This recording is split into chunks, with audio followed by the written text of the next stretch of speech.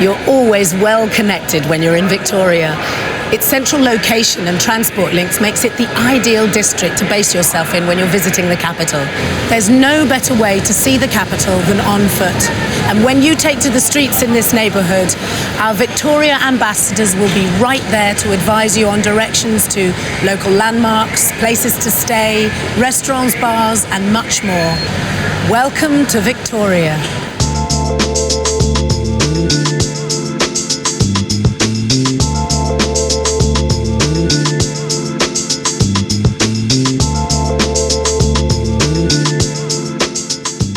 Whether in London for business or pleasure, Victoria is the perfect place to stay. This area is bursting with choices to suit all tastes and pockets, from luxurious 4- and 5-star hotels and apartments in central Victoria to well-established family-run guest houses and boutique hotels in the local neighbourhoods of Belgravia and Pimlico. The Goring Hotel is where Catherine Middleton and her family spent the night before her wedding to His Royal Highness Prince William.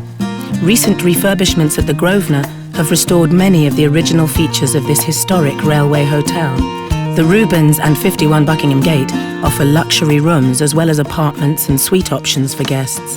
There are a number of high-quality hotels close to the station itself, including the Park Plaza, Hesperia and Thistle Westminster. If you want a less central location, then check into one of the hotels of Belgravia. The family-run Lime Tree on Ebury Street in Belgravia fills the gap between old-style bed and breakfast and larger hotels. Pimlico provides any visitor with a wide range of choice. Eccleston Square Hotel is a fine example of the luxury boutique hotel that can be found here. The Luna Simone is a family-run hotel typical of the Pimlico area. Here in Belgravia, you could say that the atmosphere is more village than city, because accommodation and shops around these streets are much more bespoke. Architect Thomas Cubitt was commissioned to design large parts of this elegant neighbourhood in the 1820s. And if you were to take a stroll along the charming rows of Georgian buildings, you might find it hard to believe that you're actually just around the corner from one of the UK's busiest transport hubs. Elizabeth Street is all about design and catwalk names that include hat maker Philip Treacy, bridal gown specialist Jenny Packham, jewellers Erickson Beeman, and bespoke cake treats at Peggy Portion on the corner of Ebury Street. A name you'll see both sides of Elizabeth Street is Tom Tom. Their cigar shop is on the west side, and their coffee house sits where the east side corner turns into Ebury Street. Pimlico Road is an urban village. Every Saturday morning, the heart of the square hosts the Pimlico Road Farmers Market. Stallholders include bakers selling fresh bread and pastries. Others will sell you organic salad, vegetables and fruit. Free-range eggs, cheeses and meats are popular here, and there's even fresh crab and seafood from Norfolk. It's a lucky visitor who can call Pimlico home for the duration of their stay, somewhere to experience a real slice of authentic London. Wilton Road is Pimlico's shopping and food thoroughfare. Pimlico Fresh is known for its uncomplicated food that lets the ingredients speak for themselves. On Tatchbrook Street, visit the Daily Market. Check out Ripon Cheese Store. They've been supplying top-quality produce to the public and restaurant trade for over 20 years. A short walk from Victoria Station will bring you here to this piazza in front of Westminster Cathedral. It's hard to believe we're right in the centre of Victoria itself. There's plenty to discover in this lovely neighbourhood, so let's get going. Westminster Cathedral is a fine example of Neo-Byzantine architecture, captured distant views from the bell tower. Close by the cathedral is Howick Place, which has been transformed into an arts and residential complex and has quickly become one of the district's creative hubs. On this street you'll find the company headquarters of fashion designer and film director Tom Ford, art auctioneers Phillips de Pury and award-winning designer Mark Newson. As you emerge from Victoria Station, you can't miss these striking theatre buildings. The Apollo Victoria harks back to its Art Deco heritage and is currently showing the hit musical Wicked. Just across the way, you'll see the Victoria Palace Theatre, dating back to 1910, which is currently staging the award-winning musical Billy Elliot to packed houses. Opposite Westminster Cathedral is Cardinal Place, the impressive new kid on the block. Not only home to Victoria's growing corporate community, there's also a great mix of cafes, bars and restaurants here to enjoy.